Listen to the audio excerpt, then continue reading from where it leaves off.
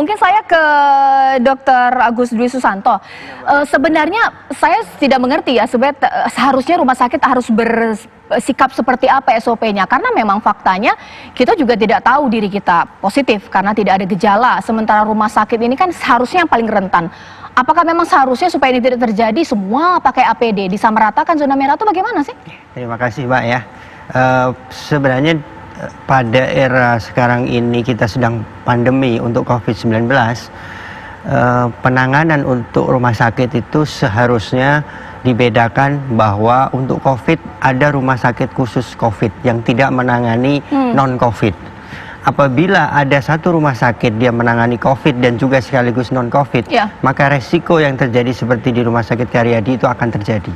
Karena ada orang-orang yang kemungkinan besar masuk bukan dengan gejala COVID atau screening untuk COVID-nya tidak begitu kelihatan, sehingga dia akan masuk ke area yang dikatakan tadi zona bukan zona merah ya, zona hijau, sehingga karena dianggap bukan pasien COVID, ditangani dengan APD yang standarnya adalah APD standar zona hijau. Nah, karena memang Kementerian Kesehatan maupun gugus tugas ataupun perhimpunan itu memang sudah membuat standar alat pelindung diri sesuai dengan zonanya. Nah, ini akan terjadi kecolongan apabila satu rumah sakit memberikan pelayanan COVID dan non-COVID. Oke, nah ini juga mungkin saya ke Dr. Agus Suryanto. Dengan kondisi seperti ini sudah terjadi lah istilahnya ya Dr. Agus. Adakah SOP yang berbeda dilakukan? Mungkin zona masuk yang berbeda atau lebih melakukan screening lagi, atau mungkin tidak menerima lagi kah pasien-pasien umum hanya COVID, atau ini bagaimana Dr. Agus? Ya, tampaknya memang ini agak terputus sama Dr. Agus, tapi mungkin saya ke Dr. Danardi. Kita tidak kemudian menuduh bahwa ada kebohongan di sini, tapi anggaplah mungkin masyarakat takut mengatakan bahwa dirinya ini adalah COVID, karena begitu menakutkan, orang kemudian akan menjauh, bisa jadi tidak diterima. Ini bagaimana? Sebenarnya apa sih yang membuat alam bawah sadar kita untuk kemudian tidak jujur? Ini seperti apa Dr. Danardi?